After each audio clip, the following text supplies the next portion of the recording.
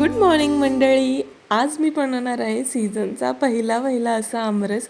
मागे दीदीकडे गेले होते ना, तिनेच मला आंबे दिले होते आणि मी एवढी जास्त खुश आहे ना, कारण आंबा हा माझा सगळ्यात फेवरेट असं फ्रूट आहे. आणि सोबतच मला मेथीची भाजी करायची होती आणि ऐन वेळेला ती निवडलेली नव्हती.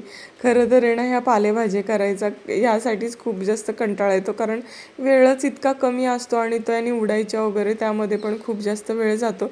पण काय करणार, आवडती भाजी आहे, करायला तर पाहिजेच आणि पालेभाज्या न खाऊन पण चालत नाही. आज मी मुगाच्या डाळीमधली मेथीची भाजी करते आहे. तसं बऱ्यापैकी मी दाण्याच्या कुटातलीच करत असते, पण आज मला खावीशी वाटली डाळ घालून, म्हणून ती मी केली आहे. आणि एकीकडे आमरस पण माझा रेडी झालेला आहे. तो मी काचेच्या भांड्यामध्ये ट्रान्सफर करते आहे, कारण ॲल्युमिनियमच्या भांड्यामध्ये जर तो ठेवला ना, तर मग थोड्या वेळाने काळा पडतो तो, म्हणून मी काचेच्या एका डब्यामध्ये ठेवला आणि आता तो फ्रीजमध्ये ठेवणार आहे थंड होण्यासाठी. आणि मग मी माझ्या बाकीच्या स्वयंपाकाला लागणार आहे पुढच्या. भाजी तर करून झालेली आहे, कुकर पण लावला होता एका बाजूला, तोही झाला होता. तर पोळ्या माझ्या राहिलेल्या आहेत आणि वरणाला फोडणी द्यायची आहे. पण शुभ पण एवढा जास्त त्रास देत होता ना, मग त्याला सोबत घेऊनच मी बाकीची तयारी सुरू केली पोळ्या वगैरे करण्याची. आणि मग नंतर ठेवला त्याला खाली आणि म्हणलं, बाबा थांब थोडा वेळ, मी आता अगोदर पोळ्या वगैरे करून घेते, मग आपल्याला खायला भेटेल. तर त्यामुळे चला तर मग झटपट अशा पोळ्या करून घेते मी. माझ्या पोळ्या वगैरे करून झाल्या. मी एक छोटीशी शुभसाठी पोळी केलेली आहे. आजकाल मी हे सुरू केलं की मी त्याच्यासाठी एक त्याचीच सेपरेट पोळी बनवत असते. कसं म्हणजे मला पण समजतं की त्याने किती खाल्लेलं आहे आणि त्यालाही सवय लागावी की हे बाबा हे माझ्यासाठी आहे आणि एवढं मी संपवलंच पाहिजे. यासाठी माहिती अजून त्याला फार जास्त समजत नाही, पण हळूहळू मी सुरुवात करते आहे गोष्टी करायला. तर पोळ्या पण झालेल्या आहेत. आता मला फक्त वरणाला फोडणी द्यायची आहे. तर त्याचंच सगळं फ्रीजमधून वगैरे टोमॅटो काढून घेतला मी, तयारी पूर्ण करून घेते आणि मगच म्हटलं पटकन फोडणी देता येते. मग एका साईडला हे पहा, इथे मस्तपैकी वरणाला फोडणी द्यायचं चालू आहे आणि सोबतच थोडा थोडा पसारा पण मी आवरत राहते, जेणेकरून कसं नंतर माझा वेळ जास्त त्याच्यामध्ये जायला नको त्यामुळेच. आणि इथे वरण पण करून झालेलं आहे आणि पहा कसलं मस्त आमचं ताट आजचं रेडी झालेलं आहे. पोळी, मेथीची भाजी, त्यानंतरनं वरण आहे आणि आमरसमुळे तर काय चार चांद लागलेले आहेत माझ्या आजच्या ह्या जेवणाला. मस्तपैकी वरण भात वगैरे असं झालेलं आहे. चला तर मग आता आम्ही जेवण करून घेतो. शुभला पण आज असा सेमच मेन्यू आहे. आमरस म्हणल्यावर काय त्याचा फेवरेटच आहे. त्यानंतरनं मला ही पडलेली भरपूर सारी भांडी घासून घ्यायची होती, पण शुभ एवढा रडायला लागला तर मग त्याला झोपवायचं होतं, म्हणून त्याला झोपवता मलाच कधी झोप लागली ना, मलाही समजलं नाही. तर त्यामुळे सकाळी मला पूर्ण आता ही भांडी घासण्यापासूनच सुरुवात करावी लागली. खरं तर खूप जास्त वैताग येतो सकाळी सकाळी नाही का भांडी घासायची म्हणल्यावर. रात्रीच ओट्टा आवरून ठेवल्यावरती बरं वाटत असतं. आणि शुभचा नाश्ता पण आज आमरसचाच झालेला आहे. त्यानंतर मला थोडंसं कटिंग करायचं होतं, तर म्हटलं सकाळी पटकन एकदा कटिंग करून घ्यावं, कारण म्हणजे शुभचा जरा मूड चांगला दिसत होता, म्हणून म्हटलं करून घ्यावं, कारण नंतरनं मग राहिलं की ते राहूनच जातं. आणि आज मेन म्हणजे माझ्या 2 मैत्रिणी येणार आहे. ॲक्च्युली सिमरन जी आहे ना माझी मैत्रीण, तिचं केळवण करायचं आमचा प्लॅन आहे, कारण तिचं आता लग्न आहे नेक्स्ट मंथमध्ये. तर त्यामुळे माझी एक मैत्रीण आहे मनाली नाव आहे तिचं, ती आणि सिमरन अशा दोघीजणी येणार आहेत. तर त्यामुळेच मी हे जे काही माझं ब्लाऊजचं काम आहे ते सकाळीच कंप्लीट करून घेते, कारण मग नंतर स्वयंपाकासाठी वेळ भेटावा यामुळे. आणि हे पहा संध्याकाळी मनू आलेली आहे. तिला पण आल्यावर मी काय शांत बसून दिलं नाही, कामाला लावलेलं आहे.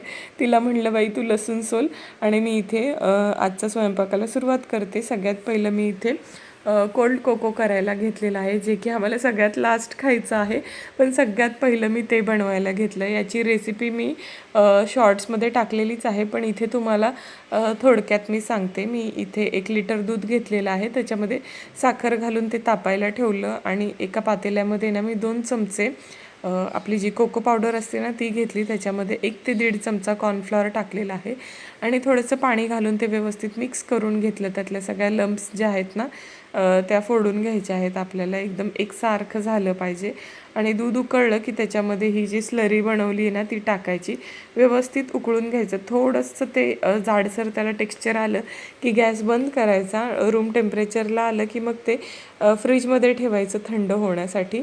तसंच जर गरमही तुम्ही खायचं ठरवलं तरी खाऊ शकता. As a hot chocolate taste लागेल तुम्हाला त्याची. आणि जर थंड केलं तर कोल्ड कोको म्हणून खाऊ शकता. 1/2 रेसिपी आहे मस्तपैकी. थंडीमध्ये हॉट चॉकलेट म्हणून खायचं आणि उन्हाळ्यामध्ये मस्तपैकी कोल्ड कोको म्हणून खायचं. आणि इथे पहा आम्ही दोघी मैत्रिणी मस्तपैकी निवांत गप्पा मारत आमचं चाललं होतं. आजचा माझा भला मोठा मेनू आहे. मी chicken burger, chicken roll, chicken rava fry आणि हे कोल्ड कोको असा एवढा मोठा मेनू ठरवलेला आहे. ॲक्च्युली सगळ्यात जास्त चिकनचं यासाठी करते आहे कारण आमची मैत्रीण बिचारी चालली आहे व्हेजिटेरियन घरामध्ये. तर त्यामुळं म्हटलं बाईला आता जेवढं जास्त नॉनव्हेज चारता येईल ना तेवढं चारून घ्यावं. नंतर ना माहीत नाही तिला किती खायला भेटेल किती नाही. आणि इथे मी जे आहे ना चिकन रवा फ्रायचंच आहे ना कट्स करून घेते आहे. मी पूर्णपणे ब्रेस्ट जे आहे ना चिकन ब्रेस्ट ते घेऊन आले होते. त्यांना सांगितलेलं की काही पीस वगैरे करू नका कारण मला माझ्या पद्धतीने ते व्यवस्थित असे पातळ पातळ कट करून घ्यायचे होते. खरंच हे खूपच मस्त झालं होतं चिकन रवा फ्राय. म्हणजे सगळ्यात जास्त सगळ्यांना जर कुठली डिश आवडली ना आजच्या ह्याच्यातनं तर ही रवा फ्रायची आवडली होती. तसं तर बर्गर आणि रोल पण खूप जास्त आवडलं दोघींनाही त्या. पण हे म्हणजे एकदम टॉपला होतं. आणि हे पहा आमची नवरीबाई आलेली आहे आणि मी जे कोल्ड कोको फ्रीजमध्ये सेट करायला ठेवलं होतं ना तर त्याचंच हे पातेलं आहे. मस्तपैकी तिचं खायचं चाललेलं आहे. तिला पण म्हटलं बाई घे मजा करून कारण आत्ताच हे काय सगळ्या गोष्टी अशा करू शकते.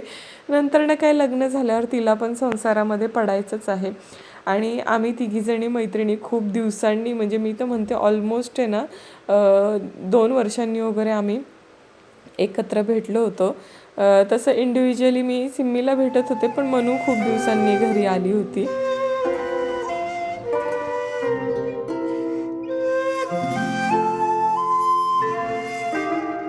आमच्या मैत्रिणींच्या भरपूर साऱ्या अशा गप्पा मारून झाल्या. एवढ्या दिवसांच्या पेंडिंग अशा होत्या. आणि इथे ना मी जे चिकन टेस्ट केलं ना तुम्हाला असं वाटलं असेल हिने कच्चंच का खाल्लं पण मी विसरले होते मी मीठ घातलं आहे का नाही. तर त्याच्यामुळे म्हटलं थोडंसं सेफर साईड टेस्ट करून बघावं आळणी होण्यापेक्षा किंवा मग नाही का डबल मीठ करण्यापेक्षा. तर त्याच्यामुळेच ते थोडंसं अगदी टेस्ट करून पाहिलं तर मी टाकलं होतं मीठ. तर त्याच्यामुळे म्हटलं चला ठीक आहे. आणि मस्तपैकी आमच्या गप्पा वगैरे चालू आहेत आणि बोलता बोलता छान असं स्वयंपाक पण रेडी झालेला आहे. हे पहा हे chicken burger, chicken rava fry आणि चिकन रोल याच्या रेसिपी मी तुमच्यासोबत शेअर करेलच लवकर. पण अगोदर आमच्या नवरीबाईला मस्तपैकी तिचं जेवण एन्जॉय करू द्यात. टेबल वगैरे काही सजवणं झालं नाही आम्हाला शुभमुळे पण आता जेवढं झालं आहे तेवढंच ठीक आहे. चला तर मग मी तुम्हाला भेटेन नवीन एका व्हिडिओमध्ये. तोपर्यंत बाय.